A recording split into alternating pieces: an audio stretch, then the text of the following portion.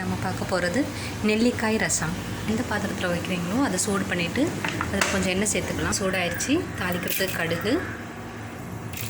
கடுகு நல்லா பொரியுது. இப்போ கொஞ்சம் வெந்தயம் போட்டுக்கலாம். காஞ்ச மிளகாய், கருவேப்பிலை, வெங்காயம். இந்த வெங்காயம் நல்லா வதங்கட்டும். இடித்த பூண்டு, தக்காளி நல்லா வதங்கிறதுக்காக கொஞ்சம் உப்பு சேர்த்துருக்கேன். தக்காளி நல்லா வதங்கிடுச்சு. இப்போ நம்ம ரசப்பொடியை போட்டுடலாம். மஞ்சள் தூள், மிளகு பொடி பண்ணி இதில் போட்டிருக்கேன். இப்போ இது எல்லாத்தையும் நல்லா மிக்ஸ் பண்ணிக்கலாம். இதில் நாம் ஏற்கனவே நான் வேக வச்சு எடுத்து வச்சுருக்கேன் பாசிப்பருப்பு, அதை ஊற்றலாம்.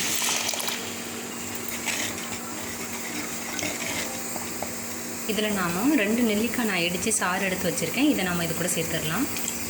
தண்ணி சேர்த்துக்கலாம். புளி தண்ணி, தேவையான அளவு உப்பு. இதை நல்லா கலந்து விட்டுடலாம். ரசம் கொதியில் வர நேரத்தில் நம்ம ஆஃப் பண்ணிடுவோம்.